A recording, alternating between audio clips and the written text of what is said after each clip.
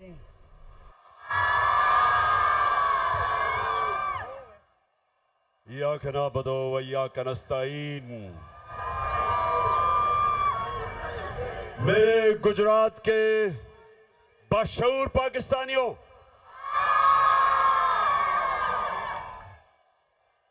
मैं अभी बैठा सबको देख रहा था और मैंने ये देखा कि हर बात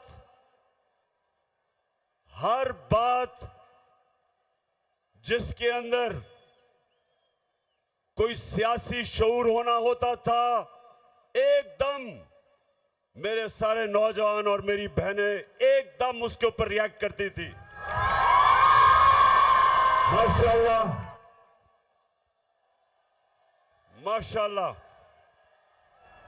और आज 8 साल के बाद इसी स्टेडियम में मैं आया और 8 साल पहले मैं समझता था कि बहुत बड़ा जलसा है, लेकिन आज माशाल्लाह आपने सारे रिकॉर्ड तोड़ दिए। शुक्रिया।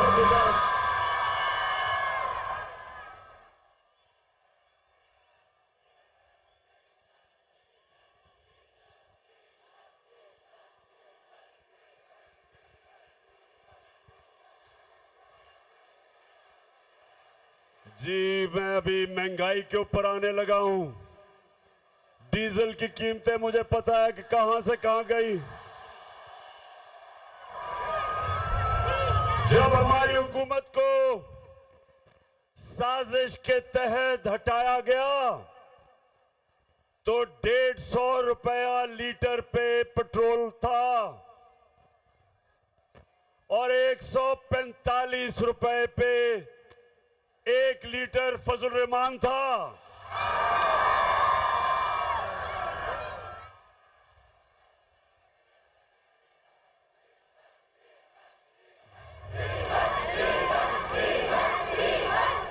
और ठीक कहते हैं नौजवानों, जब डीजल महंगा होता है सब कुछ महंगा हो जाता है।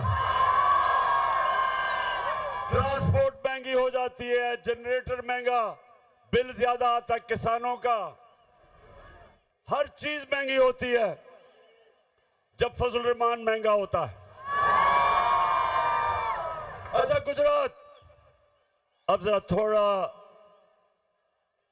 थोड़ी खामोशी से नौजवानों, अभी मैं डीजल पे बाद में आऊंगा, यानी मजीद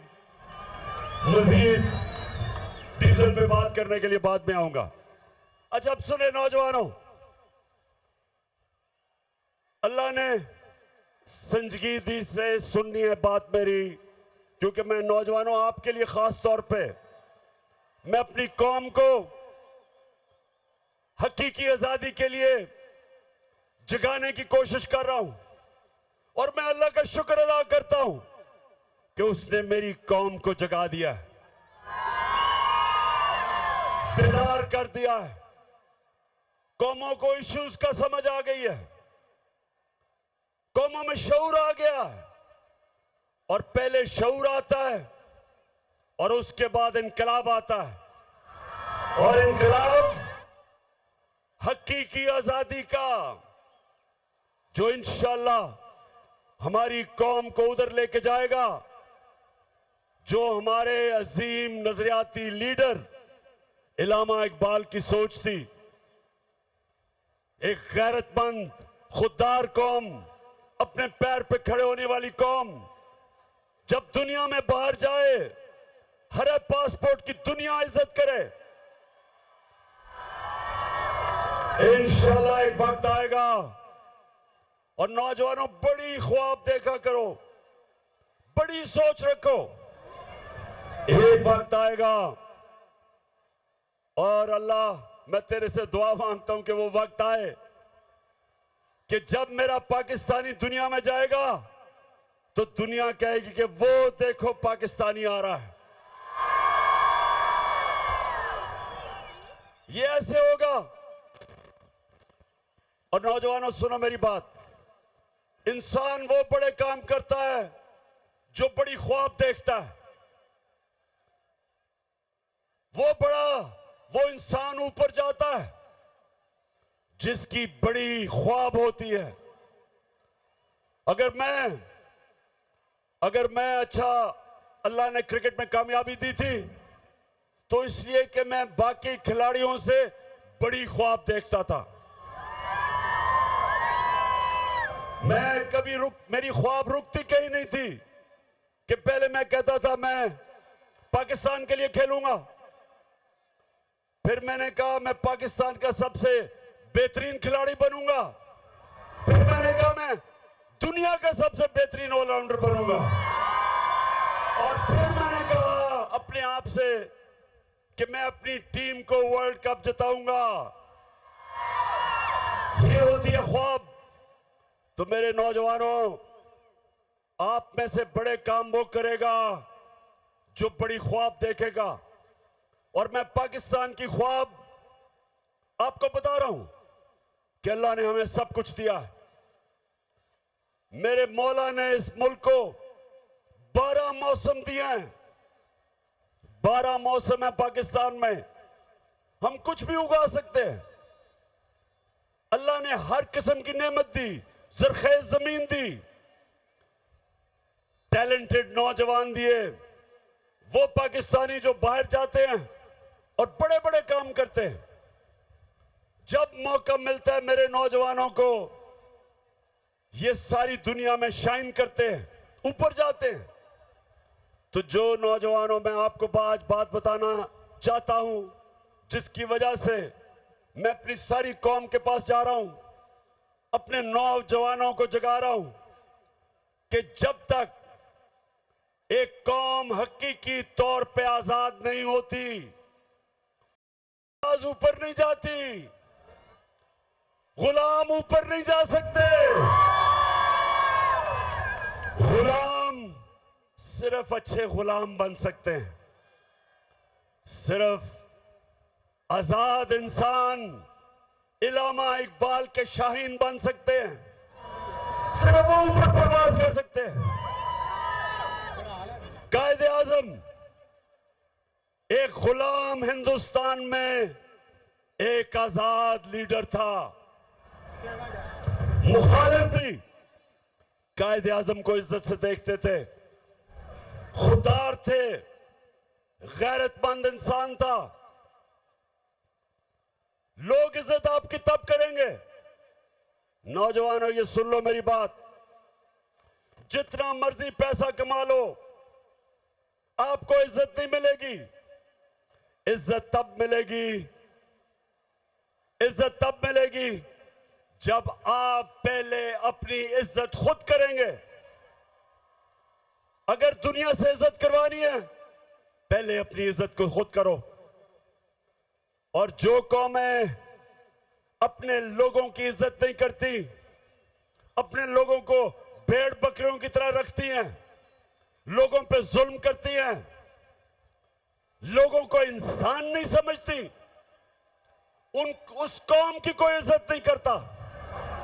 इसलिए मेरे पाकिस्तान के नौजवानों, हमने सबसे पहले अपनी कौम को हकीकी तौर पे आजाद करना है।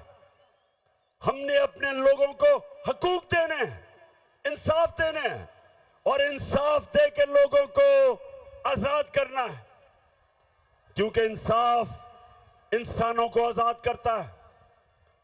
तो मैं सबसे पहले मैं नौजवानों जरा गौर से सुने कि क्यों हमारे हरे पासपोर्ट की इज्जत नहीं होती, क्योंकि हम अपनी इज्जत नहीं करते।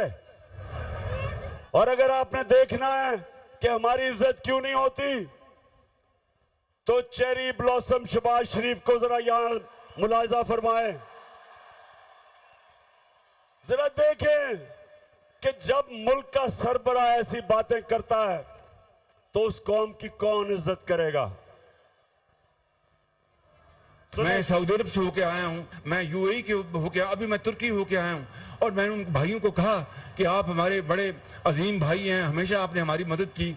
और मैंने यही कहा, जब मैं आया हूँ तो आप समझेंगे शायद ये मांगने आया। मैं मांगने नहीं आया, लेकिन मजबूरी है। हमारा जिस तरह माजी में 75 साल में आपने हमारा हाथ बटाया है, कुछ अर्सा आप हाथ बटा। मैंने कहा मैं वादा करता हूँ कि इंशाअल्लाह हम पूरी कौम हम मिलकर दिन रात मेहनत करेंगे, पसीना कराएंगे।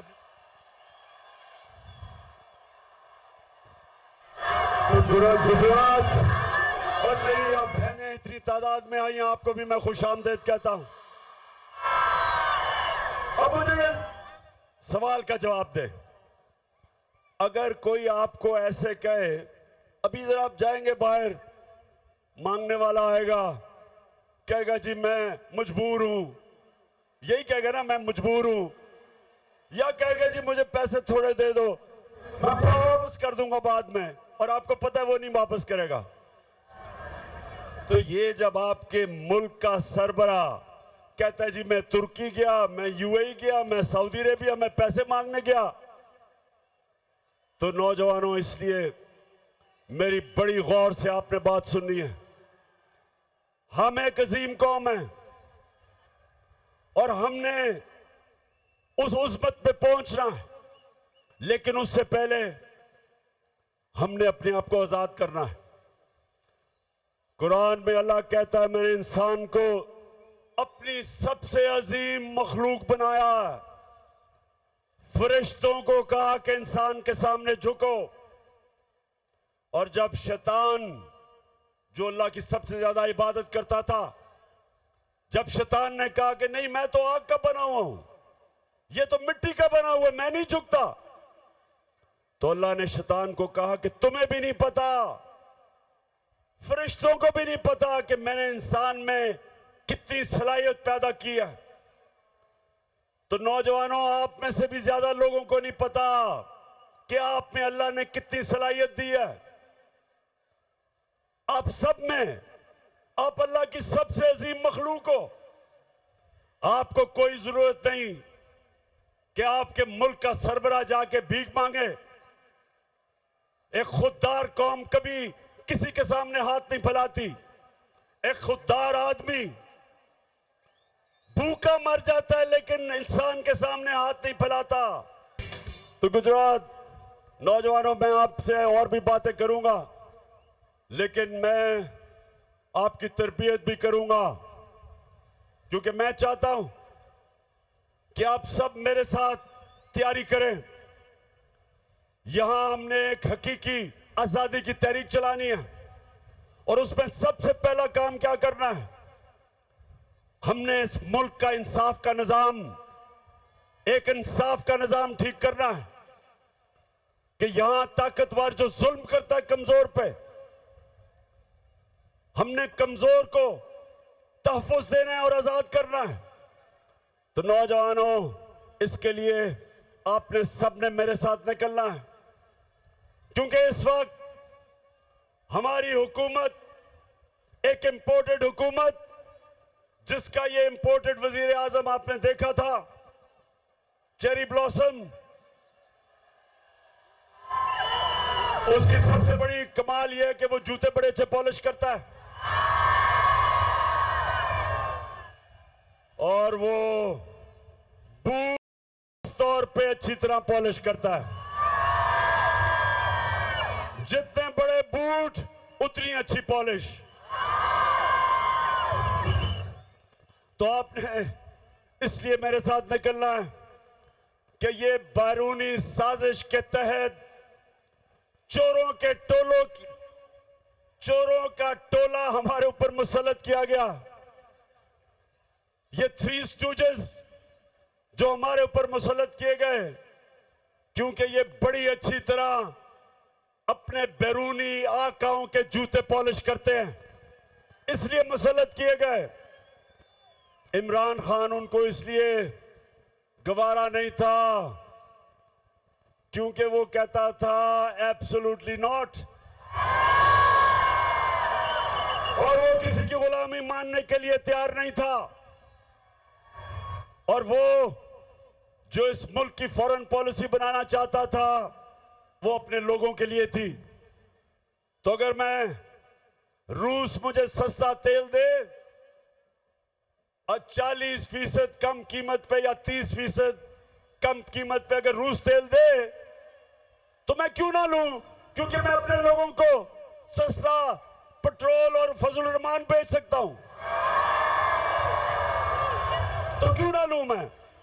अगर साथ वाला मुल्क जो हमारे साथ आजाद हुआ था, अगर हिंदुस्तान रूस से 40% कम कीमत पे तेल खरीद सकता है, तो बताओ मुझे गुजरात हम क्यों नहीं ले सकते। और दूसरी चीज ये भी सुन लो, हमारे पिछले जो मिलिट्री डिक्टेटर था उसने अमेरिका के सामने घुटने टेके और अमेरिका की जंग में शामिल हुआ और 80,000 मेरे पाकिस्तानी उस जंग में कुर्बान हुए, अमेरिका की जंग में।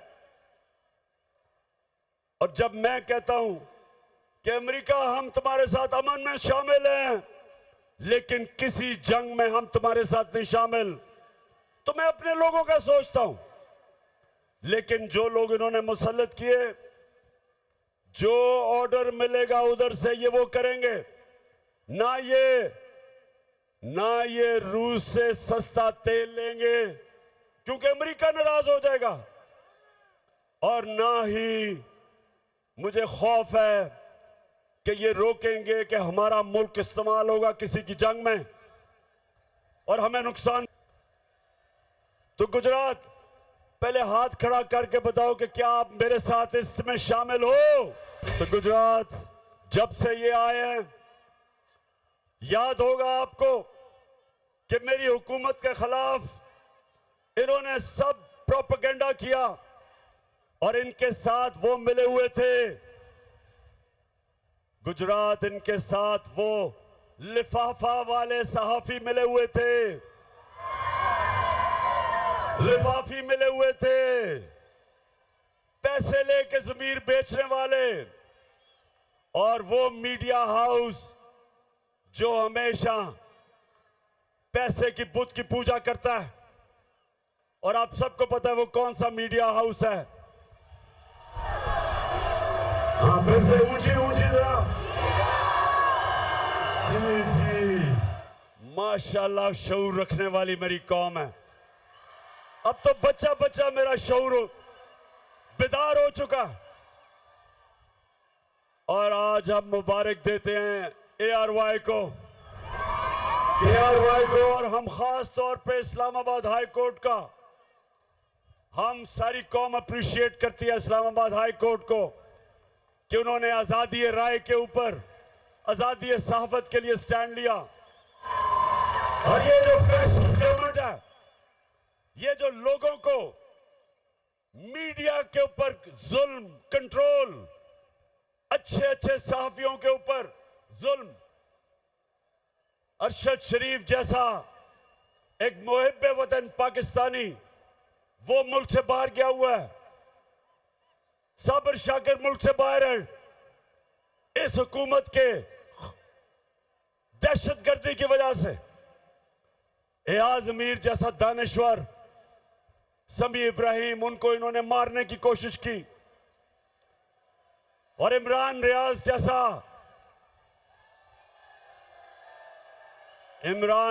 जैसा बाज़मीर सहाफी, उसको जेल में डाला, ARY को बंद किया, बोलने जब दिखाना शुरू किया उसको बंद किया। तो मैं इस्लामाबाद हाई कोर्ट आपको ये कौम सलाम करती है। वैसे मैं नौजवानों में यहाँ ये एक और भी आपसे बात करा चलूं, क्योंकि मेरा केस लगा हुआ है।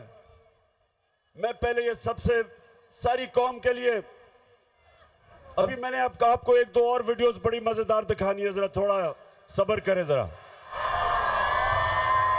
तो ये 26 साल पहले मैंने जब सियासत शुरू की, नाम था उसका इंसाफ की तहरीक, और हमने 26 साल पहले कहा कि पाकिस्तान की अदलिया आजाद होनी चाहिए। आजाद होगी तो लोगों के हकूक की हिफाजत करेगी। 26 साल पहले मैंने ये कहा। उसके बाद जब आजाद अदलिया की तहरीक चली तो मैं वाहिद पॉलिटिकल लीडर था जिसको जनरल मुशर्रफ ने जेल में डाला आजाद अदलिया की तहरीक में। और हमारी जमात वो थी, 2008 का इलेक्शन हमने बॉयकॉट किया आजाद अदलिया के लिए। और मैंने हमेशा अपनी अदलिया को मजबूत करने की कोशिश की और मैं हमेशा उनकी इज्जत की है। और ये जो नून लीग आज कह रही है अदलिया को कि इमरान खान के खिलाफ एक्शन लो, नून लीग शर्म से डूब जाओ।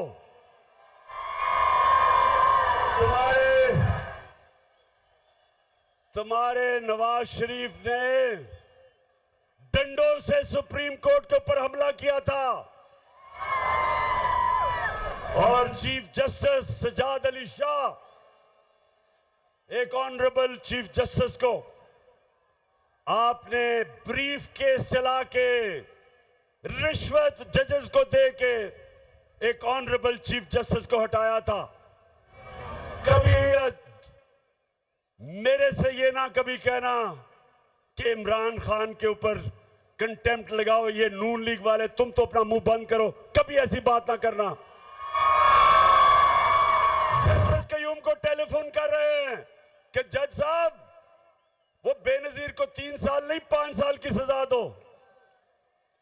कभी इमरान खान ने ऐसी चीजें नहीं की।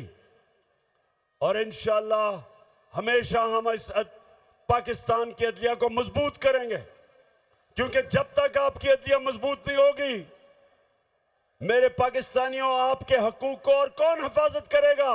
जुल्म से और ताकतवर से। अच्छा, अब जरा नौजवानों आपको एक वीडियो दिखाने लगा हूं, उससे पहले मैं बताऊंगा क्या है। जब हम इक्तदार में थे तो सबसे ज्यादा शोर मचा था कि जी बड़ी महंगाई हो गई पाकिस्तान में। वो बिलावल भुट्टो, पता नहीं वो जरदारी है या भुट्टो है, उसने डराने के लिए एक मार्च, महंगाई मार्च की, और यहां आके इस्लामाबाद कहता कि इमरान खान की कांपें टांगेंगी। वैसे बिलावल, खुदा के वास्ते 14 साल में उर्दू तो सीख लो। अच्छा, और दूसरी तरफ नून लीग के शहबाज शरीफ और इनके वजीर हर दूसरे दिन कहें जी IMF के गुलाम बन गए हो आप, IMF के कहने पे महंगाई कर रहे हो। IMF को तुमने पाकिस्तान को बेच दिया। ये हर रोज हमें सुनना पड़ता था इनसे। जरा ये शहबाज शरीफ को सुनाए, ये इक्तदार से पहले क्या कह रहा था IMF के ऊपर, सुने जरा। ये IMF के मिन्नते तरले कर रहे हैं और उनके साथ ऐसी शराइत हम एक्सेप्ट कर रहे हैं जिससे कि पाकिस्तान की खुद मुख्तारी और आजादी पर बहुत बड़ा धचका लगेगा। हम खुद इकट्ठे करते हैं, सूबों के साथ बात करें। 180 अरब रुपए जमा करना कोई मुश्किल काम नहीं, लेकिन ये $1 अरब के लिए IMF के आगे ढेर हो गए हैं। ये सिक्योरिटी रिस्क बन चुके हैं। ये जो इनका IMF डील है ये गैर कानूनी है। हम आज भी इसको नहीं मानते हैं। हम मुतालबा करते हैं कि IMF डील से निकलो, इस अवाम दुश्मन IMF डील से बाहर आए। इस मुल्क का अहम बिल है, आप बेशक बुलडोज कर लें, ये कल वापस होगा। ये इमरान नियाजी ने स्टेट बैंक दिया IMF को, कायदे आजम ने आजादी दी, इमरान नियाजी ने IMF का गुलाम बना दिया। सब गद्दार हो, वतन बेच रहे हो, स्टेट बैंक बेच रहे हो, मुख्तारी बेच रहे हो। बात की है राया साहब ने, ये मनी बिल जो आ रहा है और स्टेट बैंक का जो बिल आ रहा है, ये हम अपनी फाइनेंशियल सॉवरेनिटी अपनी जो खुद मुख्तारी है सरेंडर कर रहे हैं, which is much worse than what happened on 16th of December 1970। जनाब वाला, यहाँ पे स्टेट बैंक जो है वो IMF की लोकल ब्रांच बन चुका है। हमारे यहाँ पे स्टेट बैंक के गवर्नर के रूप में वायसरॉय आ चुका हुआ है। हम इस वक्त एक फाइनेंशियल कॉलोनी बन चुके हुए हैं मालियाती अदारों। अच्छा, अब ये सुने, मैं तो वैसे नौजवानों, आप भी जैसे जैसे आपकी उम्र होती रहेगी, आप अप्रिशिएट करेंगे कि अल्लाह वाकई अल हक है, सच का खुदा है। उसका वादा है कि सच तो थोड़ी देर नहीं, सच ने सामने आना है, क्योंकि वो अल्लाह अल हक है।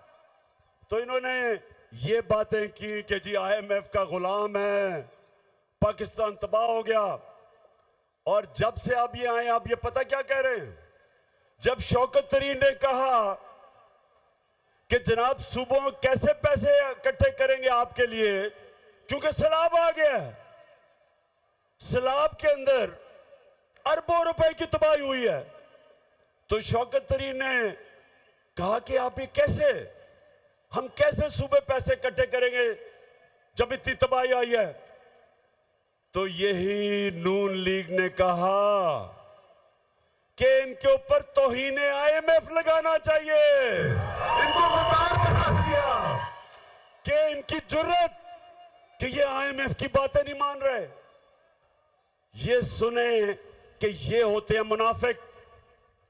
जब इक्तदार से पहले थे तो तब IMF बहुत बुरा था, और हम वो जमात थे जो कीमतें नीचे रख के बैठे हुए थे, जबकि हम भी IMF के प्रोग्राम में थे। फिर से मैं आपको याद करा दूं, हमारे दौर में जब हमारी गवर्नमेंट थी तो पेट्रोल था 150 रुपए लीटर और डीजल था 145 रुपए लीटर। और आज ये कहते हैं कि IMF का हुक्म आया है। IMF का हुक्म पे आज डीजल पेट्रोल चला गया 236 रुपए लीटर, 80 रुपए लीटर बढ़ा है 4 महीनों में। और जो डीजल है वो 100 रुपया बढ़ा। तो मैं सवाल पूछता हूं कि जब हम इनसे पूछते हैं कि जी क्यों इतना आपने तेल क्यों इतना बढ़ाया, तो कहते IMF का हुक्म है। हम भी IMF के प्रोग्राम में थे, हमने महंगाई ऐसे नहीं आने दी। हमारे दौर में, नौजवानों की जरा सुनो, सेंसिटिव प्राइस इंडेक्स होता है जो आम लोगों के इस्तेमाल करने की चीजें। तो हमारे दौर में जो महंगाई थी, आलमी महंगाई थी, SPI हमारे दौर में 17 से 18% था। आज कितना है बताओ, कितना है आज?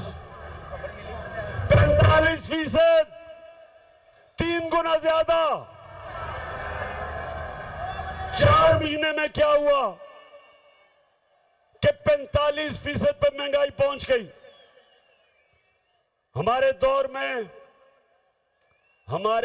में तेल आलमी मार्केट के अंदर $103 और $110 में था। फिर से सुन लो, हमारे दौर में 103 से $110 पे तेल था आलमी मंडी में। आज $96 है तेल, आज $96 है, उससे कम है। तो आज पेट्रोल और डीजल इतना महंगा कैसे हो गया? हम भी IMF प्रोग्राम में थे, आज इतनी महंगाई कैसे हो गई? इन्होंने तो सारी हमारी हुकूमत के खिलाफ प्रोपेगेंडा महंगाई पे किया था। आज लोगों से पूछे बिजली के बिल, हमारे दौर में 18 रुपए यूनिट बिजली थी, उसको भी हमने 5 रुपए पे सब्सिडाइज किया था। आज बिजली 36 रुपए यूनिट है और टैक्सेस लगा के 50 रुपए तक पहुंच जाती है। बिजली के बिल आए आपके घरों में? बताएं, आए बिजली के बिल?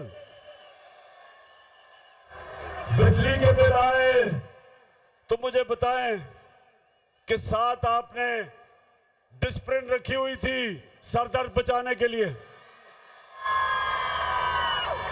ये है आज जो बाहर से हमारे ऊपर इंपोर्टेड हुकूमत जो लेके आए थे। ये इसलिए नहीं आए थे महंगाई कम करने के लिए, ये आए थे अपने करप्शन के केसेस खत्म करने के लिए।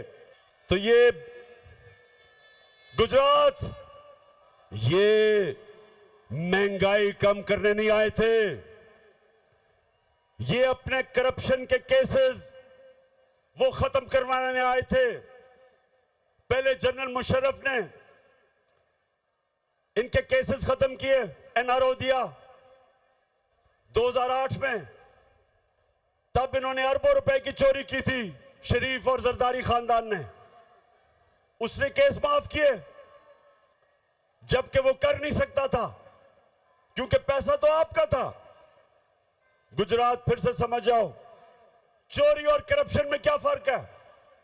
चोरी होती है जो आपके घर में कोई आके चोरी करे, मेरी कोई घड़ी चोरी कर ले, मेरे घर से पैसे लूट ले, ये इसको चोरी कहते हैं।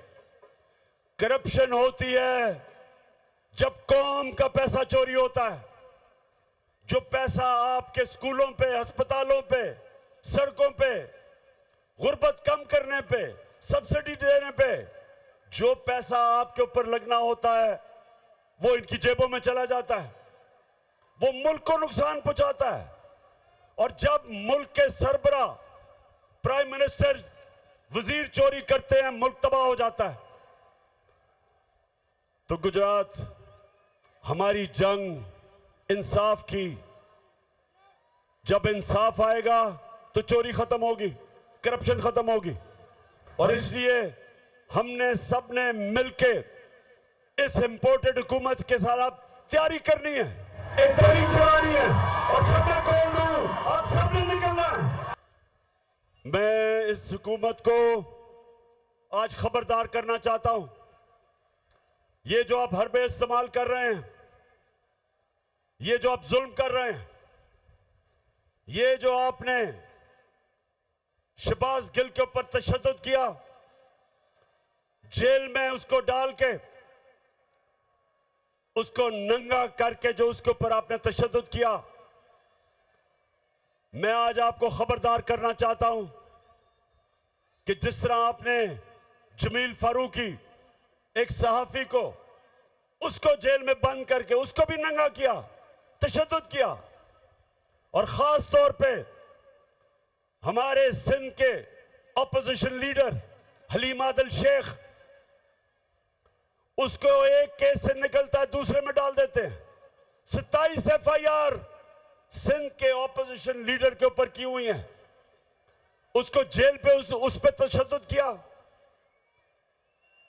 तो मैं इसके अलावा जो आपने सहाफियों से किया, मैं आज आपको वाज़े तरीके से खबरदार करना चाहता हूं कि हमारा जो इंसाफ का, जो हमारी इंसाफ की जो तहरीक है, अगर इसी तरह आप करते रहे वो इस्लामाबाद की तरफ आएगी और आप सबको छुपने की जगह नहीं मिलेगी। तो मेरे नौजवानों, सब तैयार हो जाओ कि हमने जुल्म का मुकाबला करना है।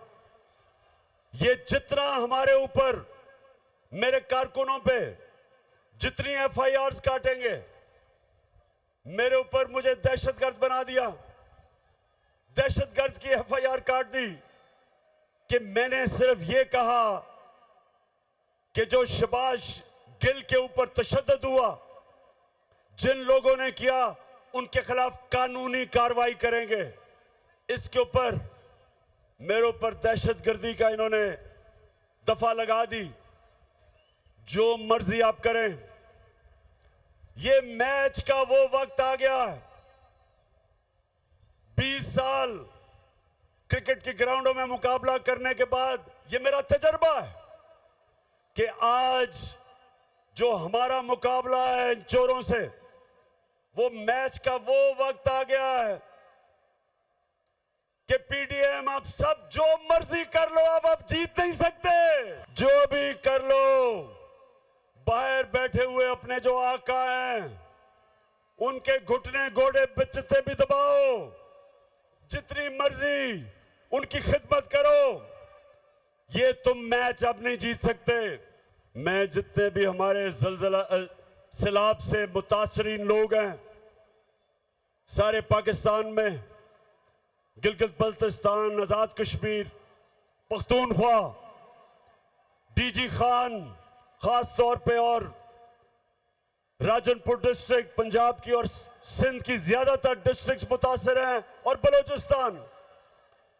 मैं इंशाल्लाह अपनी सारी पार्टी को भी, अपनी कौम को इकट्ठा करूंगा, पैसे जमा करूंगा, और माशाल्लाह चीफ मिनिस्टर का जो रिलीफ फंड था उसमें 5.5 अरब रुपया आया, लेकिन इससे बहुत ज्यादा आना था क्योंकि लोग पहुंच ही नहीं सके, लोग टेलीफोन कॉल नहीं कर सके। तो इंशाल्लाह अभी हम तैयारी कर रहे हैं, हम देख रहे हैं कि किधर किधर लोगों को जरूरत है, और उसके बाद मैं मजीद और पैसा इकट्ठा करूंगा अपनी कौम से, और इंशाल्लाह अपने सैलाब के मुतासरीन को ये मैं यकीन दिलाता हूं कि सारी कौम आपके साथ खड़ी है। मैं चीफ मिनिस्टर साहब आपको और मोनू साहब को, आप दोनों को इस जबरदस्त जलसे पे जो आपने इंतजामात किए, खराज तहसीन पेश करता हूं। मैं अपनी पार्टी भी तहरीक इंसाफ के मेरे सारे लोग जो आज यहां आए हुए हैं बड़ी तादाद में, मैं आज आपका भी शुक्रिया अदा करता हूं कि इतना जबरदस्त आज गुजरात के अंदर जलसा किया। मैं आप सबका, अपनी बहनों का आज शुक्रिया अदा करता हूं, और नौजवानों खास तौर पे, क्योंकि आप हैं मेरी टीम जिसने पाकिस्तान को मैच जिताना है।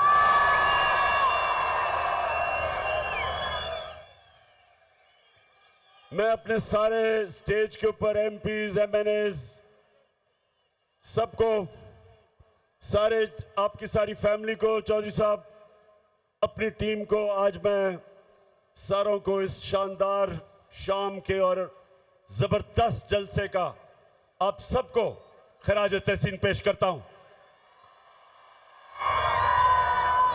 अब गुजरात, मैं इंशाल्लाह कल सैलाब वाले इलाकों से शुरू कर रहा हूं, उधर भी जा रहा हूं, जलसे भी कर रहा हूं। अपने जो मुतासरीन हैं सैलाब के, उनके पास भी जा रहा हूं, अपनी कौम को हकीकी आजादी की तहरीक के लिए भी तैयार कर रहा हूं।